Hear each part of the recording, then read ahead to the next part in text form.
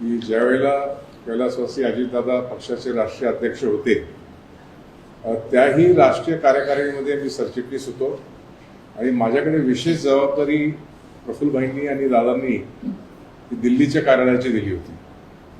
नियमित मी आठवड्यातून 2 दिवस कधी 3 दिवस दिल्लीत मुक्कामी असायचो आणि पक्ष कार्यालयाशी संबंधित जी काही कामं असतील, कार्यकर्ते जे येत होते, पदाधिकारी जे येत होते, त्यांच्याशी मी संपर्कात होतो. मधल्या काळामध्ये आपल्या सगळ्यांना ज्ञात आहे की स्थानिक स्वराज्य संस्थेच्या निवडणुका लागल्या आणि मधल्या काळात अजितदादांचं दुर्दैवी अपघाती निधनही झालं.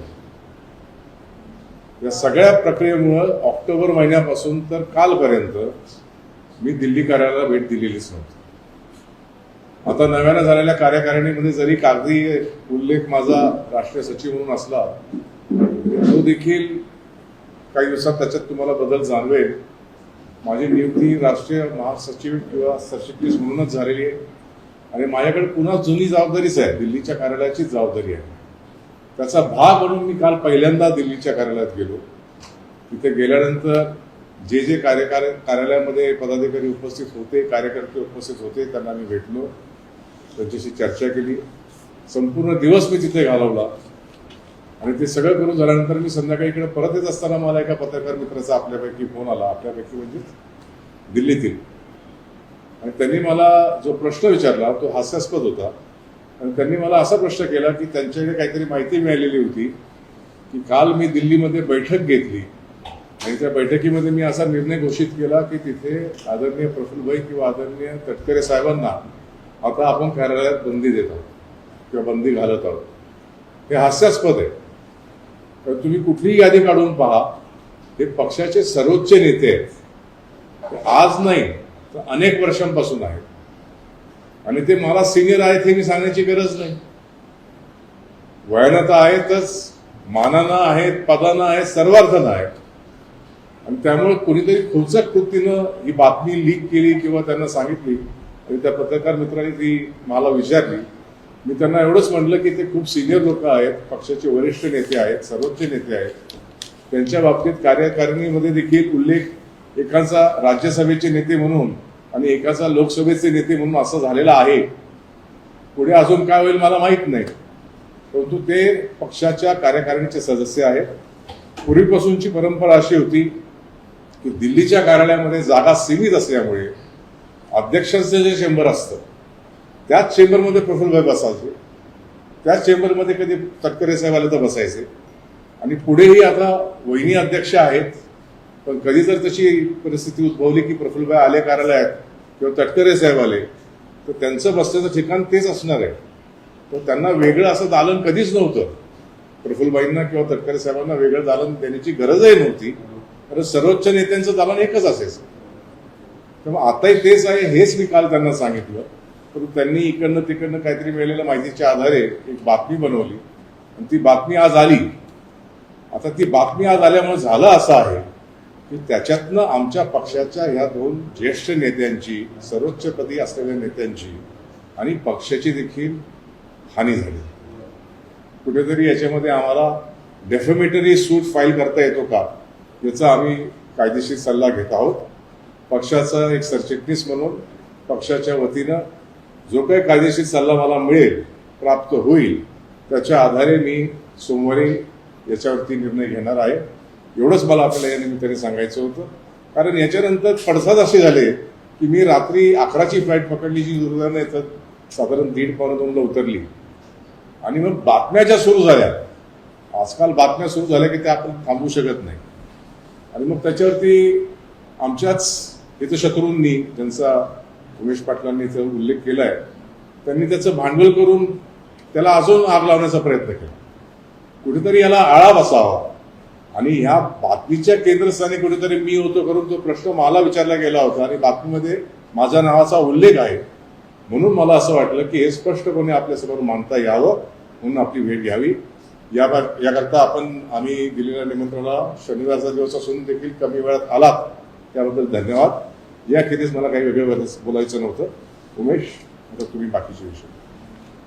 आता अविनाशजींनी सांगितल्याप्रमाणे दिल्लीमध्ये जो काही प्रकार घडलेला आहे आणि त्या संदर्भात ज्या वर्तमानपत्रामध्ये बातमी आली ती पूर्णपणे चुकीची बातमी आहे आणि त्या बातमीमध्ये थेटपणे आमच्या पक्षाच्या सर्वोच्च नेत्यांचा प्रवेशाला बंदी पक्षाच्या कार्यालयात अशा पद्धतीने उल्लेख करणं हे आमच्या पक्षाच्या सर्व कार्यकर्त्यांमध्ये अत्यंत चुकीचा संदेश त्यातून जातो. असं कुठेही पत्रक काढलं गेलेलं नाही, असं कुणी बोललेलं नाही, पक्षाचा कुठलाही नेता याच्या संदर्भातलं वक्तव्य नाही आणि असं असताना त्या ठिकाणी कुठल्या तरी ऐकीव माहितीच्या आधारावर असं वृत्त छापणं हे आमच्या पक्षाला नुकसान करणार आहे, आमच्या नेत्यांचा त्या ठिकाणी अवमानित करणार आहे आणि त्याच्यामुळं त्या संदर्भानं कायदेशीर बाब तपासून त्या बाबतीमध्ये निश्चितपणे अब्रू नुकसानीचा दावा दाखल करता येतोय का हे आम्ही तपासून निश्चितपणे पाहतोय. आणि त्याचबरोबर कार्यालयामध्ये त्या ठिकाणी अविनाशजी अधिक गेल्यानंतर त्या संदर्भामध्ये काही जे बातमीमध्ये जे आलेलं आहे की तिथं अमुक अमुक लोक जमले आणि त्यांनी अमुक जणांना घेरलं आणि त्या ठिकाणी काही वाद झाला वगैरे हे जे बातमी आलेली आहे या संदर्भानं तपासणीच्या करता पक्षांतर्गत जी शिस्तपालन समिती आहे ती शिस्तपालन समिती त्या बाबतीमध्ये निश्चितपणे कॉग्निझन्स त्या ठिकाणी घेत आहे आणि त्याच्या समोर सगळी बाजूने तपासून जर कोणी याच्या बाबतीमध्ये अशा पद्धतीचं जर तिथं काही चुकीचं काम केलं असेल तर त्यांच्यावर पक्षातून हकालपट्टी करण्याची सुद्धा किंवा त्यांना आहे त्या पदावरून निष्कासित करण्याची कारवाई सुद्धा त्या ठिकाणी केली जाणार आहे.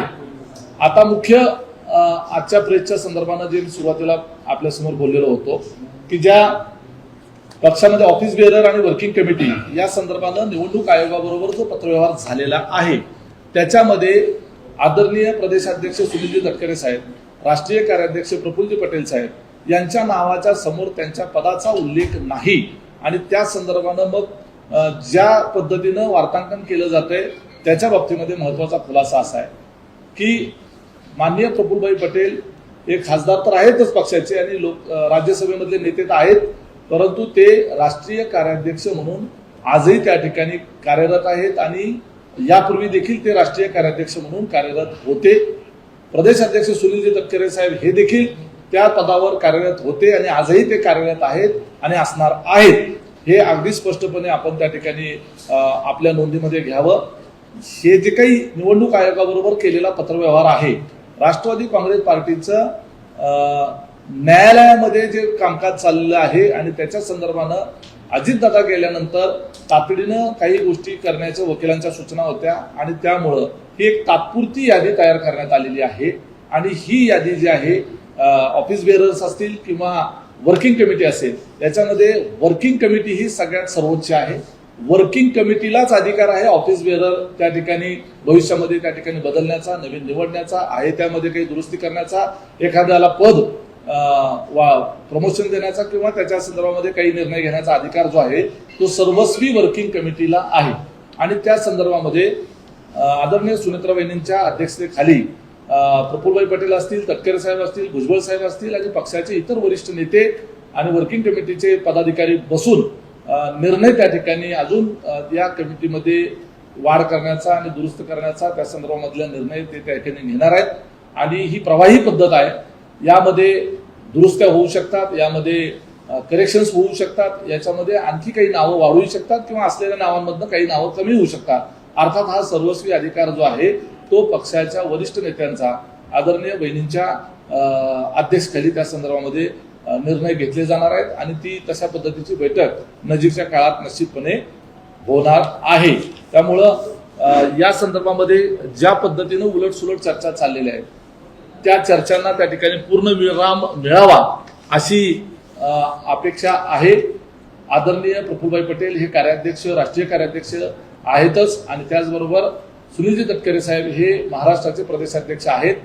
राष्ट्रवादी काँग्रेस पार्टी चे वेगवेगळ्या राज्यांमध्ये प्रदेशाध्यक्ष आहेत आणि सर्वच प्रदेशाध्यक्ष जे आहेत ते त्या संदर्भामध्ये अजितदादा गेल्यानंतर त्या ठिकाणी आजही कार्यरत आहेत आणि त्याच पद्धतीनं तटकरे साहेब देखील आजही कार्यरत आहेत आणि तेवढ्याच अधिकारानं ते निश्चितपणे पक्षाची महाराष्ट्राचं नेतृत्व ते यशस्वीपणे करत आहेत. पुढचा महत्वाचा मुद्दा की रोहित पवार हे तुतारीचे आमदार आहेत आणि पवार साहेबांच्या पक्षाचे आमदार असताना त्यांचं सगळ्यात जास्त लक्ष जर कुणावर आहे तर ते आमच्या पक्षावर. आता आदरणीय पवार साहेबांचा फोटो सुद्धा आम्ही वापरायचा नाही, अशा पद्धतीच्या लेखी सूचना त्यांच्या पक्षाकडनं आम्हाला करण्यात आल्यानंतर आम्ही त्या पद्धतीनं कधीही कुठेही किती आमच्या मनामध्ये आदरणीय पवार साहेबांबद्दल आदरभाव असला तरी सुद्धा त्या ठिकाणी आम्ही वापरत नाही. परंतु रोहित पवार हे त्यांचं स्वतःचं राजकारण साधून घेण्याच्या करता सातत्यानं अजितदादांचा उल्लेख करतात आणि अजितदादांच्या अपघाताच्या संदर्भानं बोलत असतात. आणि त्याचबरोबर आता जे काही निवडणूक आयोगाबरोबर पत्रव्यवहार झाला आणि त्याच्या संदर्भाने आमच्या पक्षांतर्गत गोष्टीच्या बाबतीमध्ये भाष्य करत असतात. याच्यामध्ये मी अतिशय जबाबदारीने एक अजितदादांचा जवळचा कार्यकर्ता आणि त्या परिवाराच्या अत्यंत जवळचा असल्याचा कार्यकर्ता म्हणून मी त्या ठिकाणी सांगू शकतो. अजितदादांना हयातीत, त्यांच्या हयातीमध्ये अलीकडच्या काळात सगळ्यात जास्त छळ कोणी केला असेल तर तो रोहित पवारांनी केला. अजितदादांना प्रचंड मानसिक त्रास जर कोणी दिला असेल तर रोहित पवारांनी दिला. हे रोहित पवार जे आता अजितदादा गेल्यानंतर जे त्यांच्या अपघाताचं भांडवल करून ज्या पद्धतीनं मांडणी करत आहेत आणि त्यांच्या अपघाताच्या संदर्भानं चौकशीचं निमित्त साधून अजितदादांच्या संदर्भातली सहानुभूती आणि लिगसी स्वतःकडे घेण्याचा प्रयत्न करत आहेत. याच्यामध्ये 2029 सालचं राजकारण दडलेलं आहे. आणि बारामती हे जी राजधानी आहे पवारांची, जी अजितदादाच्या नावानं त्या ठिकाणी ओळखली जाते, पवार साहेबांच्या नावाने जी ओळखली जाते, ती पुढे जाऊन रोहित पवारांच्या नावाने ओळखली जावी याच्याकरता म्हणून त्यांचा हा सगळा खोटारडा पूर्णपणे प्रयत्न आहे. सीबीआयच्या चौकशीच्या संदर्भातली मागणी आम्ही केलेली आहे. ते योग्य त्या प्लॅटफॉर्मवर अतिशय योग्य पद्धतीने त्याची चौकशी चाललेली आहे.